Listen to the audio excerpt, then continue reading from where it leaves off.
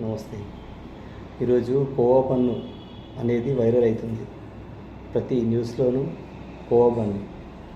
ఆ కోవా బన్ను అమ్మే వాళ్ళను మేడారం జాతరలో కోవా బన్ను అమ్ముతుంటే వాళ్ళ దగ్గరికి వెళ్ళి, కోవాలో ఏం పెట్టి అమ్ముతున్నావు, ఆరోగ్యం ఖరాబవుతుందా, దీని మ్యానుఫ్యాక్చరింగ్ డేట్ ఉందా అని అడగడం జరిగింది. సరే, ఆయన అడిగిన విధానం కరెక్ట్ కాకుండా కానీ ఒక్కసారి మీకు కూడా ఆలోచించండి. దాంట్లో ఎక్స్పైరీ డేట్ లేనిది ఆ బన్ను అమ్ముతున్నారు. అది నిజంగా వాళ్ళు ఒరిజినలే డేట్ ఉన్నది తెచ్చి అమ్ముతున్నారన్న నమ్మకం ఏమున్నది? ఆ కోవాలో ఎలాంటి కెమికల్ కలపకుండా అమ్ముతున్నారన్న గ్యారంటీ ఏమున్నది? అందరూ అయ్యో పాపం అంటున్నాం.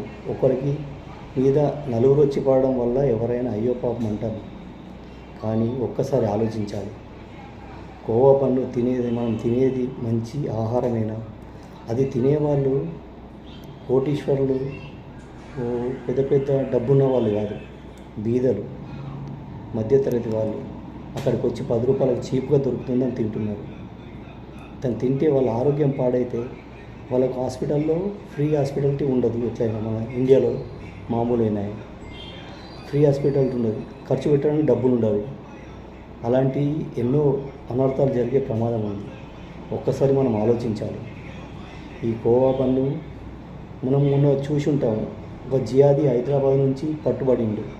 అతను ఆముదం నుంచి ఏదో విషపూరితమైన కెమికల్తో ఆయన అది విషం తయారు చేస్తున్నాడని చెప్పి తెలిసింది. అది కూడా హిందువులు టార్గెట్గా గుళ్ళ దగ్గర ప్రసాదంలో కలిపి దాన్ని ఇద్దామని అనుకున్నారంట. అది మనం బయటకు వచ్చింది. అలాంటి విషయాలు మనం పట్టించుకోము. ఎందుకంటే మన ముందట ఇప్పుడు జరిగింది కదా, ఎవరో వచ్చి మాట్లాడతాం, చాలా అందరూ మాట్లాడతారు. కానీ